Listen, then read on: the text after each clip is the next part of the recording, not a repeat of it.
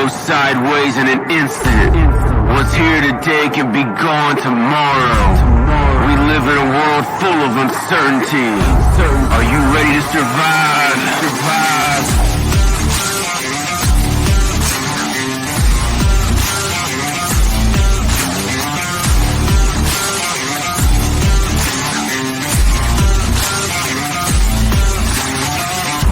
This is the Weathered Soul. Hey, you got Bruce, aka the Weathered Soul, here on the Weathered Soul. And no, we are not the Weathered Soul podcast anymore. We are the Weathered Soul, and this is a homesteading podcast, a podcast where you can learn about prepping, about self-reliance, about freedom, about liberty, and about things when they go sour. You're going to be prepared for it. And even if they don't go sour, you're going to be prepared for that. But I just wanted to let you guys know that I am happy that you're here for episode number 1 of this podcast. I got a special show for you today. We've got a great guest sitting in the bullpen right now, ready to talk. But right now, I just want to thank everybody that has gone to great lengths to help me get this podcast off the ground. If you like that intro, that was Chris Harkos on the voiceover intro for the Weathered Soul. And then Ken Madden is the guy that made that cool little logo that you see up there in the corner. And Mark Clare, because I'm a podcaster, has been my consultant on how to do podcasts and what to do when I'm doing these podcasts. And also, I can't, without mentioning any names at all, other than the greatest name that I've had that has backed me all these years. For the last 5 years, I've been doing podcasting, is Jason Stapleton. Jason Stapleton has been my mentor for the last 5 years. He's the owner of the Nomad Network, and it is a great network to go to. All those links are going to be down on my webpage, The Weathered Soul. I'll share the webpage with you now. If you just go to www.weatheredsoul.com, notice the way that it is spelled, because that's exactly the way it's spelled on the website. So do not put that E, don't put the E in between the R and the D.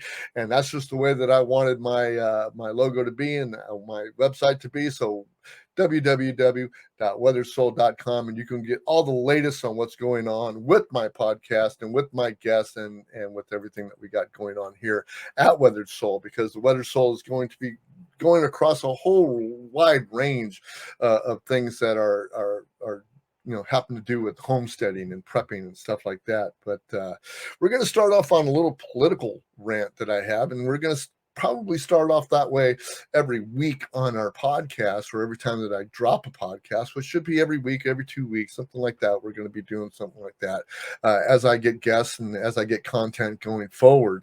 But I don't really like to be real political, but I am a Ron Paul libertarian, and I adore Ron Paul, because Ron Paul says it like it is. He's one of those guys that gives me a philosophy that I have, is that I don't want to run your life. I don't know how to run your life. I don't have any authority to run your life. And the Constitution doesn't permit me to run your life. And that's kind of the mantra that I kind of adopt. And all I can do is to give you the experiences that I've had throughout my career and throughout my life on how to do things that are libertarian. Number one, being able to not hurt anybody and not take any of their stuff, and also how to prepare for the worst when the worst is coming.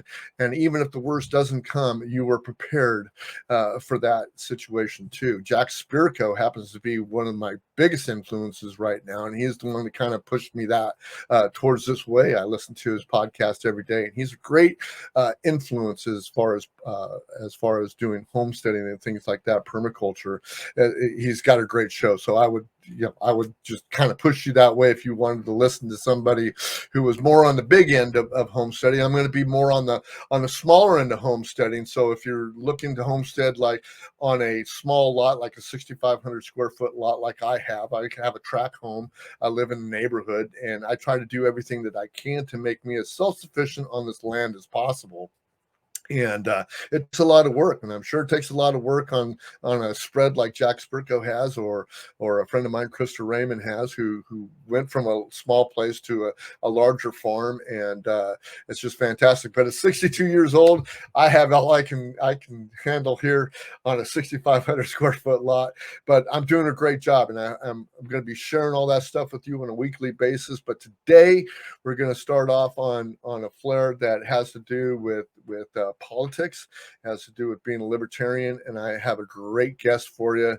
But the thing that we have to talk about now is that it's no secret that it's been happening to the economy as late. There are so many factors that have contributed to the demise of the country economy and the world's economy. It seems weird that the debut of a podcast was supposed to be about homesteading and prepping and survival, and that would somehow be teaching you about permaculture, self-reliance, and other means of prepping, but not today. This subject is so much more important as a catalyst of how we begin to maintain some kind of personal sovereignty and freedom from what would be a part of our financial preparedness plan. So what I want you to do is I want you to meet a fellow pilled Bitcoiner. Well known for his podcast, Radical, he is a 2022 Georgia Gubernatorial candidate, family man, and former Marine.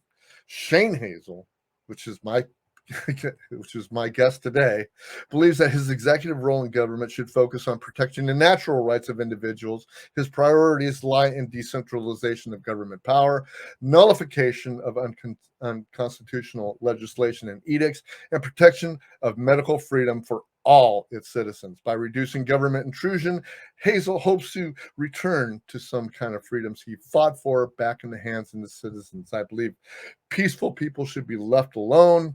I will see this through if it means going through hell to do so.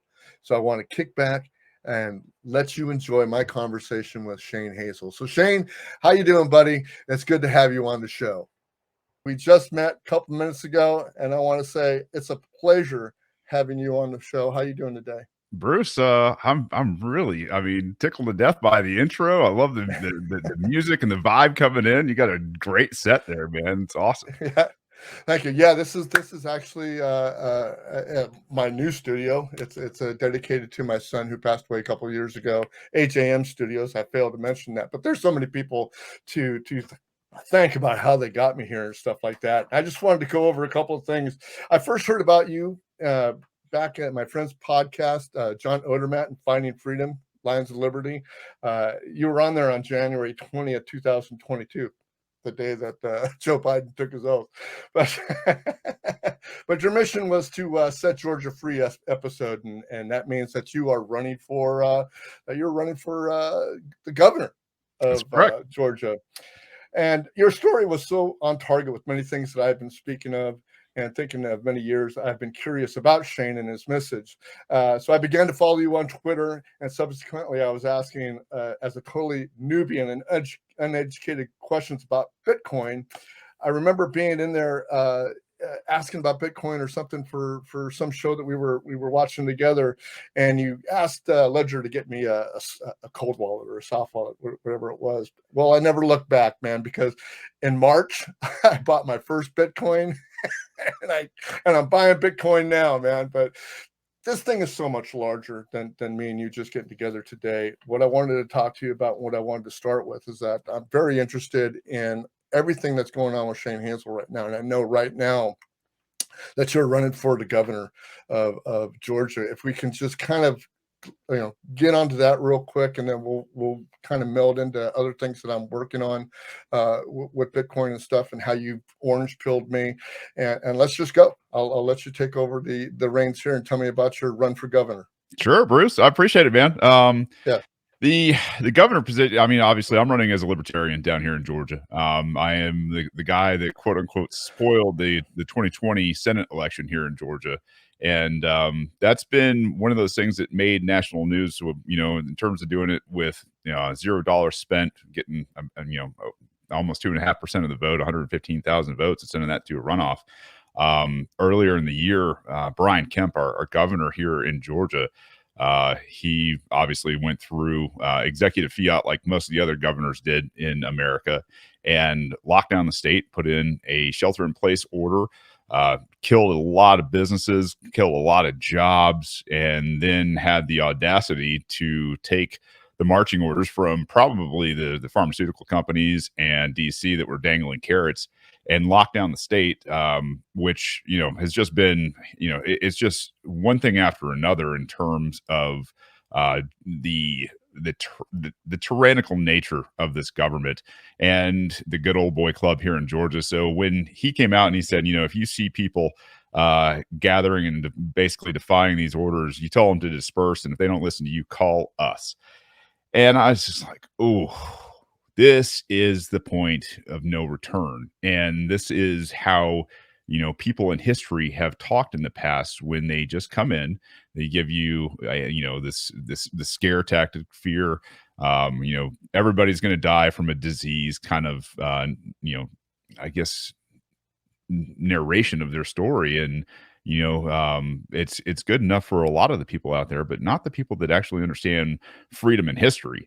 And so that really stuck with me. And I think from that point on, I mean, during the mornings I was getting on, talking about people's rights and how this is, something that we will never rebound from completely, if at all. And honestly, if you look around right now, I think we see exactly, what's happening in terms of why all this is happening, in terms of the economic meltdown that was coming even back then. So yeah, that was the kind of the catalyst for me picking a fight with Brian Kemp. You don't take people's liberty through executive fiat, and push law enforcement into a position where they could hurt peaceful people. That's one of the most, I don't know, pressing problems in America right now, is the fact that we've criminalized peaceful people to the tune that we are the most incarcerated, not only country by per capita, but in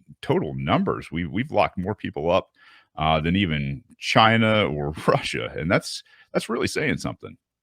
Yeah, I'm telling you what, I live here in California, and to look at the people that I knew here in California, just less than 2 years ago, to what I see now, it's just incredible to hear the people that represent us, speaking in the way that they're representing us. And even, I mean, I'm a conservative, but I am a libertarian like you also. But and of course, they all kind of lump us into a conservative nutshell. Yeah, But we're just but this, like to smoke weed, right? I mean, it's so lame.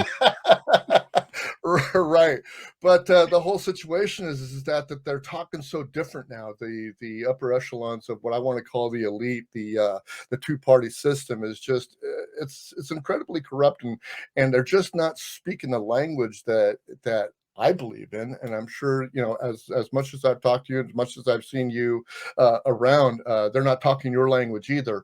And it just kind of pains my brain to know that there's people out there that are still thinking about, I'm still voting red or I'm still voting blue, when it comes up in 2022 and even in 2024. It's amazing. Now, I know that this is not your first state or state election that you've run for. You've done this for the Senate before. Is that correct? Yeah, did it for U.S. Senate as a libertarian in 2020. In 2018, I actually ran for U.S. Congress in my local district as a Republican. And, back then I was, I guess under the idea that, because I had such a good resume, right, that this was going to be one of those things where, the voters would just, stand up and applaud and thank you for coming in. Like I was obviously a little more naive back then, and maybe that's just the way life is. But yeah, this is actually my third run, and the learning curve, doing it on this kind of scale every time, and finding success in moving the needle is something where you kind of get to do some things because you got a skill set now that a lot of people don't have. And so this 2020 run is going to be fairly interesting, especially given where we're at in American history. Yeah, it's pretty strange landscape out there, man. And I'm telling you what, you're taking on a mission that I've thought about before, and then I look at it and I go like, "Ooh, man, that's a hard road to hoe." That man's dumb as hell. And you are not. I mean, that's the thing is you're not wrong. No sane person gets into doing something like this, right? Like this is terrible. This is this is a lot of your life that's wrapped up in a pursuit that will, at the end of the day, put you at heads with some of the most powerful people in the world. And you think you're gonna just walk away from things like this? I mean, that's not what I've got in my head. I mean, they're going to try to beat the hell out of me one way or another, especially when I become a real threat like, this year. Right. So game on. Right. Just, happy to tell everybody right here and right now that I love my life. I love my family. I love everything about it. And I am a very sound mind and body and spirit, especially on the recovery side. So no, it's a very interesting time to be running for something like this. So how does one, when we're not talking about Democrat or Republican, because you've actually run on the Republican side, how is it that we get this message out about freedom and liberty and have it kind of soak into people that it's obvious what these politicians and these corrupt representatives are doing to this. I mean, they're not even being coy about it anymore. I mean, it's right out in the open. And for me to even talk to some of my friends, they keep saying, "Oh, this is the most important election of all time, man," and I cannot vote for no third party guy or something like that, And it's just, how do we get that message out to people to go like, there's something better than what we're going on? I mean, how do you do it? How are Well, you doing it? I would tell you, don't waste a lot of time with the people that are still saying such foolish things, right? Like this is the most important election. It's the lesser evil still. Like at this point, if they don't get it, man, it's time to move. Now there are a lot of people that are waking up, and I will give like the fact that there are more and more uncomfortable people, right? Like, and that's what I knew it was going to take. I think back in 2007, I said, no revolution in America until America's really uncomfortable, right? And now people are getting uncomfortable. People are getting to that point where dollars and their entire savings, a lifetime of savings is going to be gone. What they're going to get from Social Security, Medicare, Medicaid, all that kind of stuff, peanuts compared to inflation. And so people are starting to see and get uncomfortable enough to see that the state it's not there for them. You look at the 2020 summer of fun that was had in the cities, right? And cops didn't show up to save your businesses. They didn't show up to save people. Man, they were nowhere in sight, and they just let the whole thing burn. It just shows you that all of your tax money is really there at the end of the day to fleece you, the peaceful people. Like, what are you guys doing on the side of the road? Taking people's speed, but you won't go down and protect, real life and liberty and businesses that make up your economy. It's crazy. So I think what you have to understand is it is a process. I mean, not everybody wakes up and is a libertarian, right? Like everybody, and even libertarians, there are people that come to the Libertarian Party and they stall, right? They're like, cool, I love these freedom loving people, but they don't go into the economic side of things, or they don't question, let's say, the Federalists and kind of find Lysander Spooner and the anti-federalists. They don't do that kind of stuff. So it's a matter of time. And if you can plant seeds and be nice and understanding, and maybe just give them an out, because nobody likes to be a fool, right? And so all these years, especially depending on age, the older you are, the bigger the fool it looks like you have been your entire life for a system that hates you, right? Like, who's going to be like, oh yeah, man, that's me, right? That's a tough call. So what I've found is super effective is kind of what woke me out of my slumber, and that is introducing people to the idea that they were taken by the state when they were 5 years old. Government indoctrination systems. And when you start to use real language like that, right, is like government indoctrination youth camps, and people are kind of like, whoa, man, that's but it's factual. You start to give them that out and maybe introduce them to guys like John Taylor Gatto. You could introduce them to the author of the Tuttle Twins. I'm trying to remember boy, off the top of my head, I should know this. Connor Boyack. Shame on me. And that crowd that really understands what the American education system was meant to be in the first place, and where it came from, and the history of it, and how it's accomplished its mission in spades. In terms of indoctrinating people, keeping a monolithic type of population that believes one of two sides of a coin for their political system. And so you give them that out, and you give them time and check in on them and care for them, and answer questions, and be that person that is just the sage, and like isn't pushing an agenda on them. Just, hey man, I want to hear some information. You want to know about this? Let me blow your mind with something else or whatever, right? And you just, man, I'll tell you what, at a certain point, when you like that, that gooey feeling of your brain melting out of your ear, right? Like that is the point where you're not only a libertarian, but like you are looking to be surprised. You're looking to learn. You get excited about really digesting information again,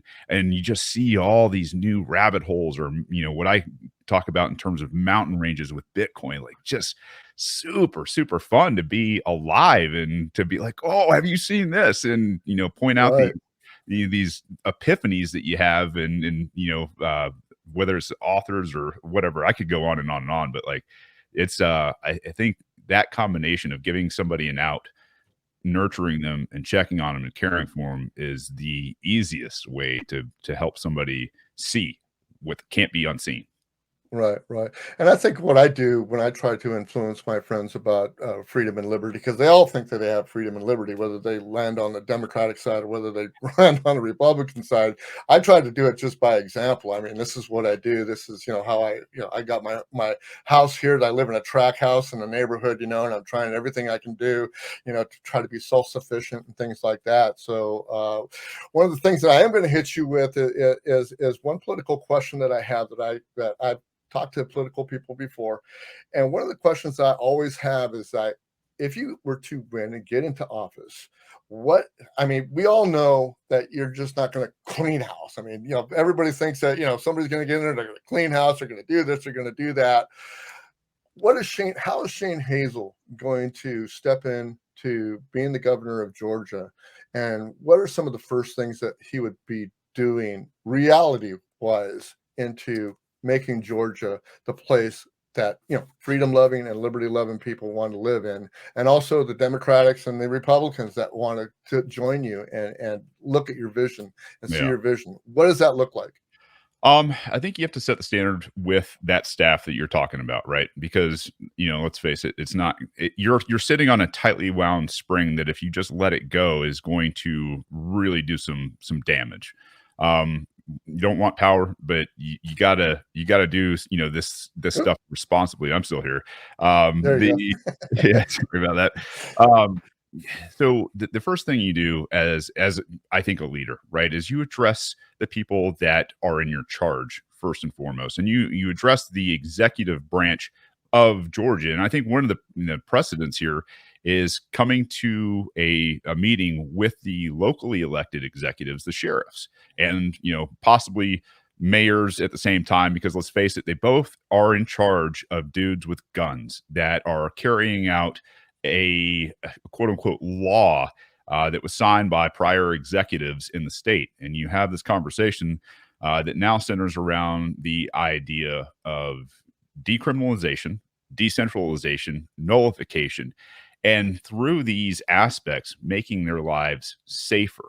Because you have to sell this, right? Because at the end of the day, let's face it, police work is not going to get easier if these guys are looked at as the interface between this really draconian, tyrannical, oppressive government and the people. This is where these red flag laws and things like that are going to get super messy. You have that conversation and you set the tone and you say, this is what I expect, and make it super simple. If you're outside of this, you are going to be hammered. I am going to take you into a court, and I'm going to make sure that you're made an example of. And I'm going to tell you right now, like down here in Georgia, I'm going to tell you we're done with the qualified immunity. First and foremost, you guys are responsible for doing your jobs the right way. I've just alleviated you from all the nonsense. I want the violent guys wrapped up. I want the people who are abusing peaceful people wrapped up. And I definitely want you to first and foremost take a look at the people who are doing it inside our own government. If we start there, I think the rest becomes much, much easier because you're giving everybody that out. You're showing your humanity, not only because you are, taking care of the people, their rights, and really pushing off this idea of peaceful people being threats to anybody, and you start going after the hardened criminals. And so where you get pushback on that, I think you start to see very quickly where the battle lines are going to form. You also tell the state that, listen, I'm not going to be signing your normal spending bills. So if you work for the state, heads up, your job is at risk of being cut. We're gonna figure out who the essential and the non-essential people are, and the essential people are the people that have been paying taxes through force and coercion the entire time. Those people are going to start keeping their money. The property tax, the income tax, that's all gone from the coffers of the state, and that's one of the first things. And then I think top three is I'm going to get together my handy dandy board of 5 people that I get to appoint, and they are the Pardons and Parole Board, and we are going to pardon every nonviolent criminal in the state. Sorry, the state was tyrannical back in the day, but we're turning the page here, and you guys are free to go. So I think those are kind of my first actions as the governor, and then to issue a warning to the feds that you got a year to relocate your agents. We don't need them down here anymore. We don't want them. They're not welcome. And you can keep your internal police force out of this state. You got 49 other states you can go and abuse, not Georgia anymore. So I think that'd probably cover about the first day, and then we'd take them there. Fantastic. That is a fantastic answer, man. I love it because I'm telling you, when I first stumbled upon your podcast, which was right after I listened to John Odermatt and when you were on his podcast, and I started listening to this guy with this great big deep voice like you have, man, and then it's an authority voice too. It was just like I just was like, wow, man, this guy, I want to listen to this guy, see what he's all about. It's really, really cool. So how's the economy there in Georgia? And we're going to kind of segue into the reason why we're here, but I want to hear how the economy is in Georgia, because I know here in California we've got this. What they're saying is this boatload of money that they're going to be giving out to everybody here because the inflation's so bad and the gas taxes are going up. Let me see, in 2 days the gas taxes is going up another 18 cents to, I think it's like 57 cents a gallon. Oh yeah, it's going up, right? and our assembly said, nope, we're going to keep it going, even though this economy is going. But what we have a law here that says that if we've overpaid taxes, that the state is authorized or has to be able to give those taxes back. So Governor Newsom and all his goodness, with cousin or his Aunt Nancy, is going to give us a stipend of our stuff back. And of course, if you make too much money, then you're not going to get anything. And that's just the way things go. So we're just going to give all the money back away. That's fine. It's not supposed to impact anything, but we already know what impacting, money into the economy does. So how does that affect, or do you have that same kind of thing going on in Georgia? And how's the economy of Georgia going on? And what are you going to be doing with the economy of Georgia? Yeah, the economy in Georgia, there are a lot of other places that are getting hit, I guess, more severely right now than Georgia is. When it's hard for me not to kind of devolve into, like the monetary theory at first. I want to, first and foremost, like people are losing their jobs. I know we are doing better than a lot of quote unquote the the rest of the Americans that are out there in terms of joblessness. But then again, when you look at numbers and who's reporting numbers, those numbers are nonsense. If they'll report that inflation is 8% when it's probably closer to 30, to take, like these guys are murderers, liars, and thieves, man, and it's just commonly understood that this is all propaganda now. So if we've got a 4% or 3.5% unemployment rate down here in Georgia, might be a little bit better than some of the country, but I will tell you, times are tough, and whenever you've got energy spikes in terms of cost because they've printed way too much damn money, what you're going to have is just everything else flow down, and it's getting the food, it's getting your clothing, it's getting the energy for your house, it's getting the energy to run your vehicle, it's changing possibly the tires on your vehicle, or whatever, and you start to see the economy. And I made this observation the other day, is like when things are moving and things seemed good, and like at least they were taking care of the roads back in the day, and you had roads that weren't crushing your car suspension and tires and all that. Times seemed a lot better, and they felt better, and you felt like maybe your money was going a little bit further, and costs were coming down because of technology. Technology is deflationary, and honestly, we live in a deflationary type of world, minus government and the Federal Reserve and the banking cabals. And so we were driving through Atlanta, and it was funny, I gave a speech on Bitcoin on the south side of Atlanta. I live way up in the North Georgia mountains, and on the way back, we were just remarking at all of the cars that were on the side of the road with some sort of tire trouble, right? And so I remember back in when I was a kid, and my grandparents were talking about like how they just kept spare tires in their cars during the 30s, because everybody had retreads, and they had like patch tires and something, basically, that they would reuse because times were tough. And you start to see that, and you're like, oh, maybe times are tough, maybe people are putting things on. And that's why I said putting tires, new tires on a car, like putting new tires on a car, is real important for you and your family and the people that you're driving around. And if people can't put new tires on their car, and the roads suck, you've got a prime example, at least an illustration of what's happening. And I got to tell you, from seeing that, it sunk my heart a little bit. It's just one of those things where a lot of times the people on the side of the road, they're people with less money, because those are the people that are deciding between food and making their car safe, or doing an oil change, or something like that. And I grew up as that kid, right? And so it's like, man, it could be a lot better. And that's one of the things where I want to go, to create, cheaper energy, to create, jobs, to create, and I should say, at least get out of the way, so that people can do, what we do here in Georgia. And what we do here in Georgia is agriculture.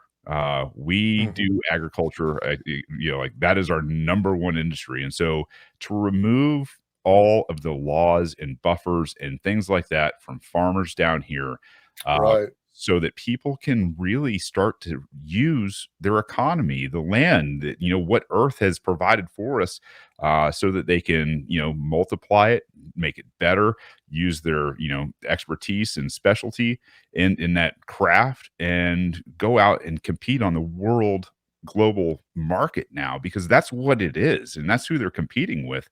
The problem is they've been, shackled and hamstrung here, to have to try to compete with the rest of the world, with bindings on. So the idea is not to come in and not pass more laws, and not pass legislation, none of that crap, man. Hey, no, this is all null, this is void, this is FDA nonsense. The people that gave us the food pyramid, from the 70s and 80s. It turned out like Right. you can't eat a whole bunch of damn carbs all day long and not get fat. Like, it's crazy. Like that's who's telling us what we can plant in our soil. No, man, you guys, they're gonna beat it. You guys grow whatever the hell you want. I don't care if it's peas or potatoes or onions or cannabis, man. I don't care.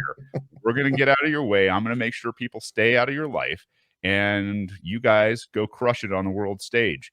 And what that could bring about, if I was a dictator and I said, go out there and plant tons of cannabis.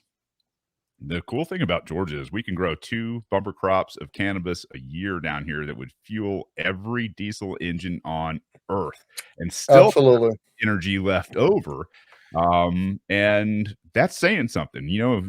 When you can create energy, and I know biodiesel and mass production is a real problem, but in small batches that maybe run a farm or run a community or run heaters or whatever the case, is actually, not only great for the environment, but is one of those things that makes energy cheap for everybody around. And once you start making energy cheap, you lower the cost of living, that money goes a lot further and people start living better lives, and you introduce stability into an economy on top of it. So all of these things create an environment where businesses will flood in, economy will flood to a place that has stability, that has cheap energy, and that has a lot of freedom. And so that's the plan. It's not rocket science. It's like, man, I trust these people and their combined brain power, their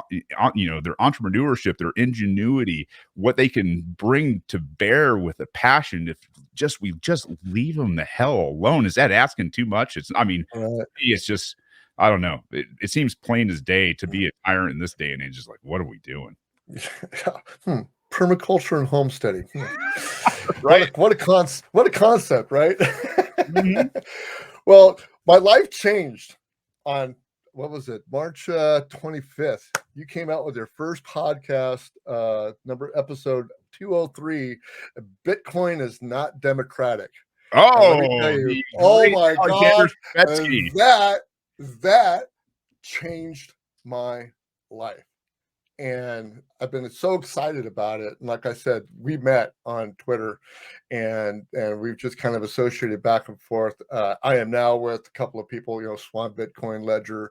I listen to the Cafe Bitcoin every morning, and I am addicted, man. I'm stacking sats, and as we speak, learning, I'm stacking sats today, and what I wanted to really kind of meld into and segue into is as far as the economy goes and everything, as far as our economic outlook goes, as far as Georgia or California goes, however we fix that, I think what we have to look at also is that the fiat is dead, because no matter what we do with our economy, the dollar is shrinking in power, and there's other things out there like Bitcoin, not cryptocurrency, Bitcoin. We don't shitcoin around here. And I want to kind of pick your mind on what got you into Bitcoin, how you got me into Bitcoin, because I'm a boomer and I talk to a bunch of my boomer friends. They're going like, oh my God, you don't want to get sued. I'm a geriatric millennial. Like, yeah, I get it. Exactly. So give me an idea on what Bitcoin means to you, how you got there, how you got me there, and what are we looking at going forward? Oh, what is Bitcoin?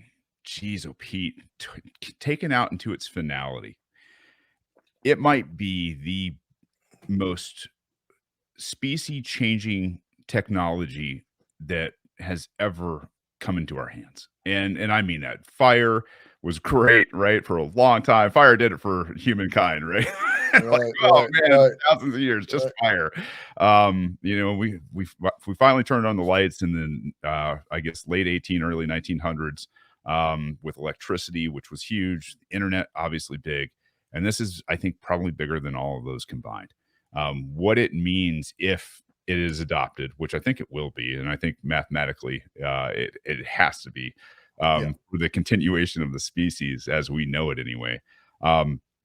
I think what this does in terms of creating consensual transaction between human beings is what will create probably the largest, longest era of sustained peace that the human species may ever see. And I don't know, it's not going to be easy, and it's not going to be like that at first. But revolution, rebellion, resistance, all of these things to tyrants is where the human species must struggle to advance, to be freer, to be smarter, to make these giant leaps in civilization and technology and everything else. So I really see this as something really, really cool to be a part of, to finally understand it after almost the first 10 years is when I picked it up. Like I should say, after the first 10 years is when I picked it up, about 2018, 2019, in there. And I got to tell you, Alexander Svetsky was one of the first guys that had contacted me and started, kind of picking my brain about this. And we kind of went back and forth and couldn't get our stuff together to do, podcasts together. Probably a good thing, because he was so deep into Bitcoin by then. I was not, right? Like I wasn't. I was starting into my Austrian economic background, and yeah, and so we go there first.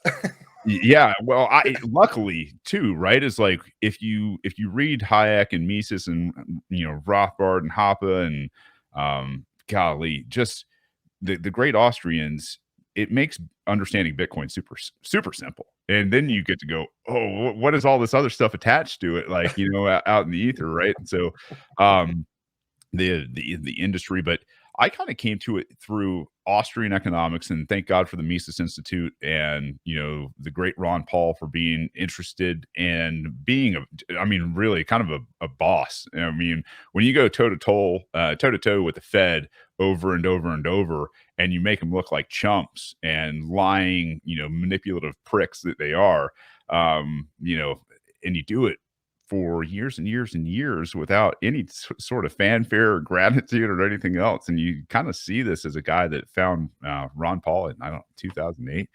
Oh man, there's actually something to learning economics, and it's not boring. It's not what they told you it was in Ferris Bueller. It's not this boring guy in front of a class trying to figure out where a student is. That's not economics. That's what they'd have you believe it is. So that's kind of, very short story. It was just like, man, you got to learn economics. Like, your money is dwindling, and if you don't understand where your money is going and what's going to happen, like if you can see the stuff coming from a mile away, like some people can, like you can be those guys. You got the attention span of of a gnat that's been I don't know, at least prodded long enough in the right direction to sit down and make it through and then learn. And what I found out was, like, real economics, like Austrian economics versus Keynesian economics, was not hard. It was simple. It made sense. It wasn't, you weren't trying to keep up with the guys that were manipulating this to make a buck, the hedge fund managers, Wall Street, the traders, the bankers. You weren't doing what those guys were doing. You're doing what those guys hate. And what those guys hate is super simple. It comes with a few principles, and once you understand the principles, you go, oh no, man, that money that you guys are messing around with over there, whether it's, I don't know, the dollar or the crypto dollar or some other, crypto coin, just like, yeah, well, that's not going to end well. Not for you, not for your investors, not for the people around you, your family. Like, man, real sorry that you're going down that path. Again, we'll be over here when you're ready to start hitting. And that's kind of where, so that's kind of where, that's kind of where I'm at today, is because it's kind of the same thing about, talking to somebody about being a libertarian or freedom or liberty, however you want to kind of frame it. It's the same way that, I talk to people about Bitcoin now. I mentioned Bitcoin in my circle of friends. And of course, I'm 62. So my circle of friends is around that age. They look at me in horror, like, oh my God, you're losing all your money. And I'm going like, I haven't lost anything at all.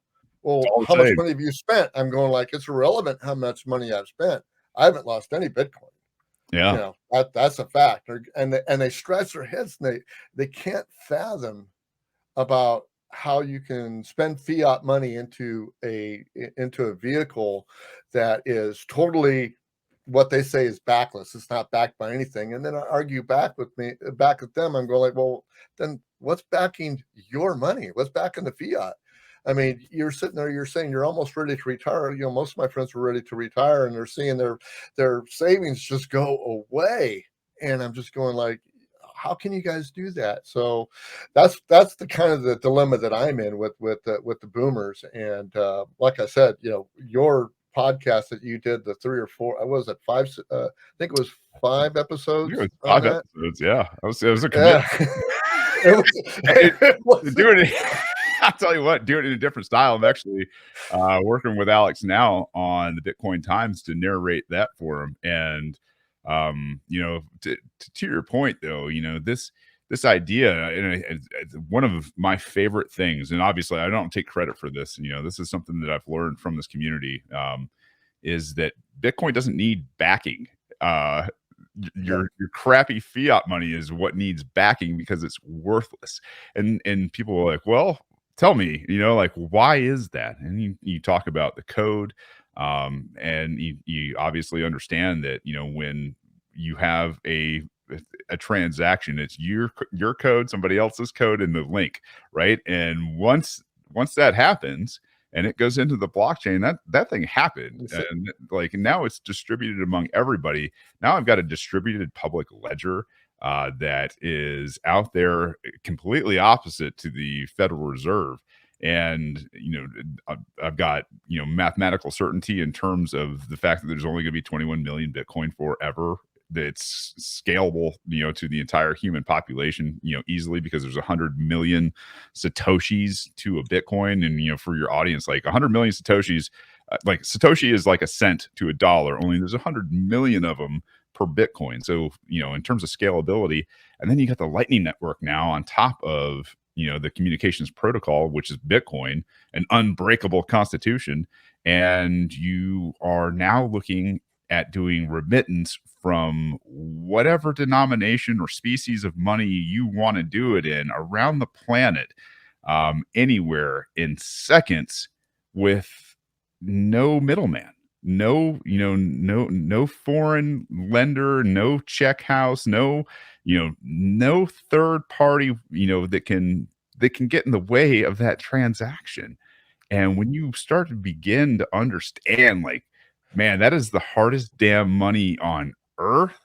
Holy cow, by all means, like, in, you know, understanding Austrian principles of what hard money is, and Karl Menger, man, you start to see it and you're like, man, I can't unsee this kind of stuff. I'm going to have to tell other people, and like, I'm going to have to keep going down these rabbit holes to figure it out. It's the coolest thing in the world to be able to be that person, you know, and you know, to, you know, leave the people that don't want to come, just like the Republicans and the Democrats that don't want to come into the future, and be like, cool, man, you don't want to keep up that brain plasticity. You don't want to learn anymore. You're not excited. You don't see hope in the world. Like, that's what I've got here for you. It's like, I can't give it to you. I can't put it in your brain. I don't want to force it on you.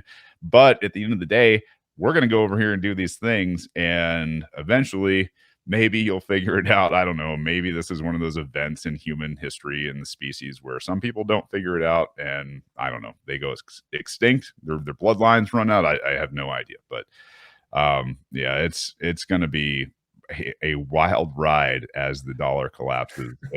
right. And you're going to be one of those people that's going to have Bitcoin and a lot more than a lot of people.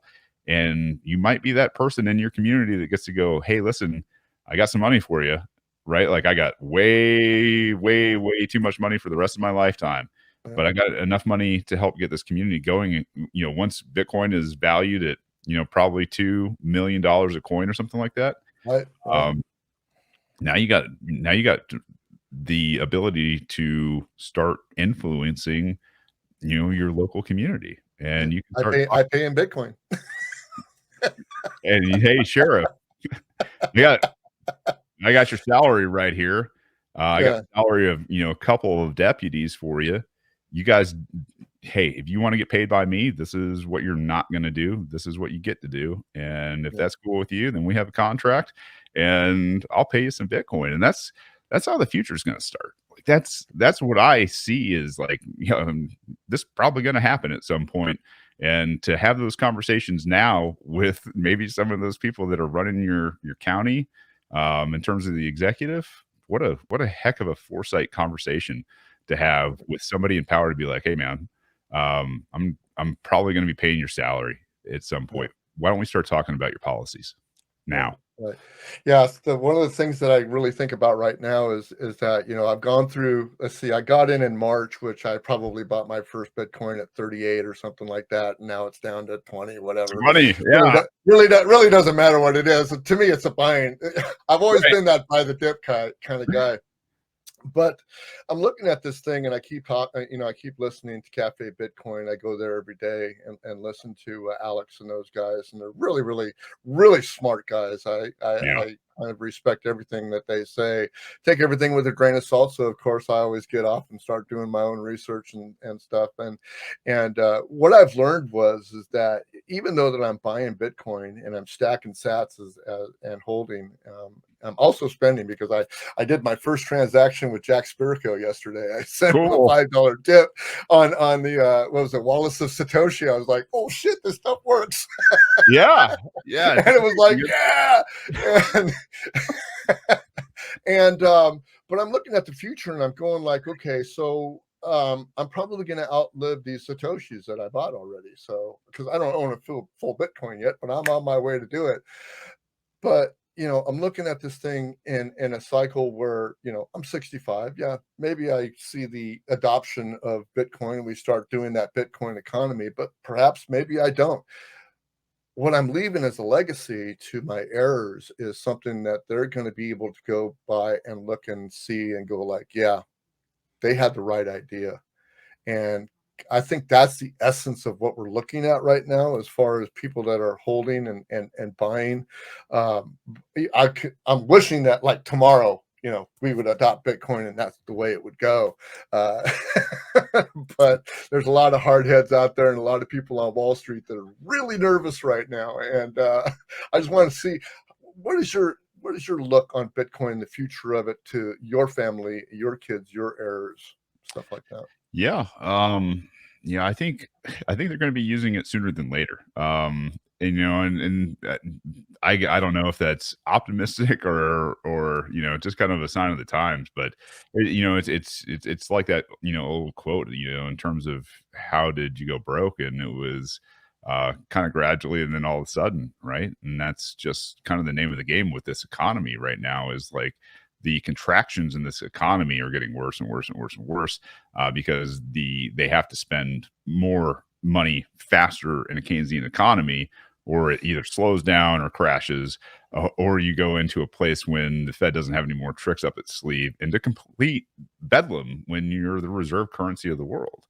And that's honestly what we face. You talk about homesteading. I'm a homesteader, and when you see this stuff coming, years and years and years away, you start to make preparations, and that's exactly why I'm where I'm at, is because maybe instead of investing in tons of other things, it was like, hey, you need to save your money. You need to get to a position in life to where you cannot be anywhere near an urban center, and start looking at places that have, these geographical overlaps in terms of types of data. So whether it's the frost line, the amount of water, what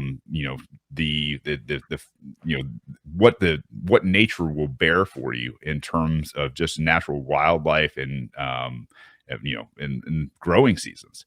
And I found this perfect little place not far from where I grew up, and so to have the foresight to see that and then understand what Bitcoin is, for not only my kids, but as generational wealth, as deflationary money. I think it's amazing. I think it's going to be really cool for my kids to tell these stories about how Bitcoin was coming along during this, this gigantic world depression that hit, right? Because that's what's hitting, is this giant world depression. They're these Appalachian kids up in the mountains that now have chickens, and they're doing all sorts of growing in terms of like the, I'm trying to hugel culture that we're doing out in the Mhm. side yard here, and scrapping a life together to be mostly off the grid in 2022 when technology is hitting its peak. And to have that education with them as they're homeschooled, to talk about economics, to talk about Bitcoin, to help them see what we talk about in terms of patience and low time preference for Bitcoin. In, hey man, you want to spend your money on the silly little toys, or do you want to possibly put that money into your cold wallet? And today, by the way, for $1, you can buy, I don't know what it is. It's like, I don't know, four or five. 3,000, 4,000. Yeah, four or Yeah. 5,000 cats for $1. I said, hey man, Right. what if that translates to that type of spending in your future? He's like, oh, here's $100, right? Like, and for a kid to take $100 and make that low time preference decision Mhm. to put off gratification as a 8, 9, 10-year-old for his own future, to be educated in Austrian, economics at an early age. Man, I don't know. I know I'm raising kids that are gonna have a tough time in this world for a while, but I'm hoping, at some point that they realize the foresight and the amount of hard, just brutal work that went into hopefully giving them a much freer life, to a freer economy, a freer, more in balance type of life with not only their fellow man, but nature in general, to be like, hey man, independence is a verb, right? Like, it's not, what we're going to celebrate over this weekend. This Right. weekend we're kind of celebrating maybe our emancipation with Bitcoin, but we're not celebrating independence from a tyrannical government. And so for those guys, hopefully, to be emancipated through Bitcoin someday, and through this, separation of money and state, I think that's the inheritance that I'm probably the most excited for them. Is, they're going to be able to say, we saw what it was, in the Mhm. beginning of our lives, in this former human species, right? And hopefully this is human species 2.0, and they get to go like, yeah, man, like, we were there, It's we were up- part of it, and thank God we left it behind. Because trying to eke out a existence on the side of a mountain in Appalachia is terrible. it's definitely evolution, man, and we're going forward with it, man. To me, I'm very excited about it. I'm on an auto, not auto ship, but auto pay right now Yeah, with DCA, Swan. man. It's incredible, man. I love it. I haven't been taken away from my 401k, or I haven't been doing anything, because I own gold and silver and all that stuff. I'm not telling anybody that they can't do that. I mean, Right. you have to have eggs in every basket, because you never know what's going to go bad one day or the other.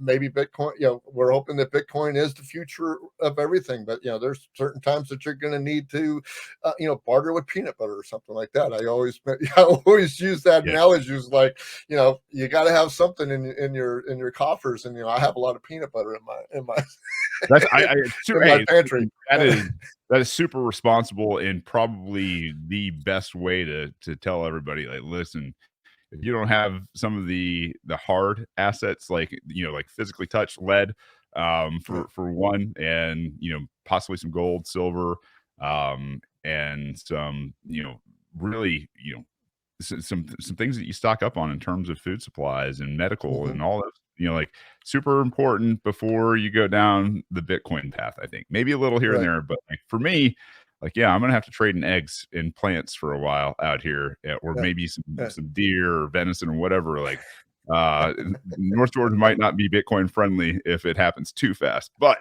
um, for the future, in that low time preference, yeah, it's definitely a great asymmetric asset to have. That's fantastic, man.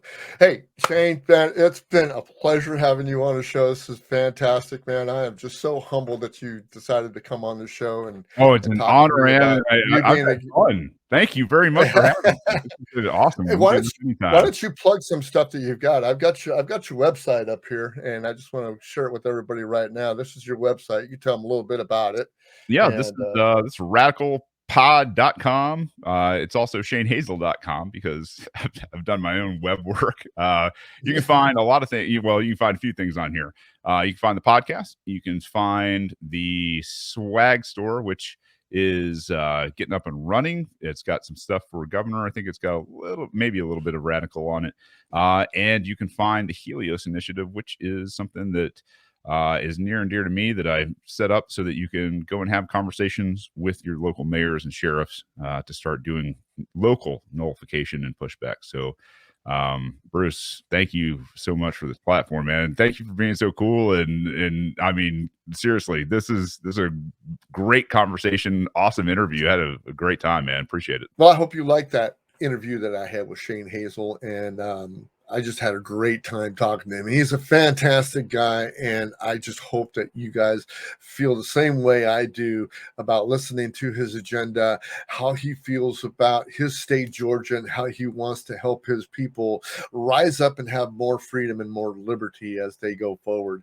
And I'm just happy to have him here on my podcast. I want to show him a little love right now because he's running for the governor of Georgia, and you can go to his website, go to his website, and just give him a little love. And this little area right here that I'm showing you right here, that's a little barcode or a little QR code that you can scan into your phone. It'll take you to his Cash App, and you can donate however much money that you want to donate to him, because it takes a lot of money to run a campaign. And I'm just trying to push Shane Hazel over the top to where he can have some kind of a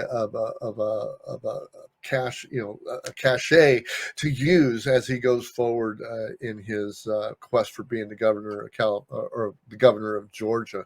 So I want to thank you guys for being here. We're going to come back next week. I'll have another great guest for you guys to listen to and to see. I just thank you. Once you hit that share button, hit that like button, give me a 5-star rating on iTunes. And I promise you that if you do that, I will be back next week with another cool episode of Weathered Soul.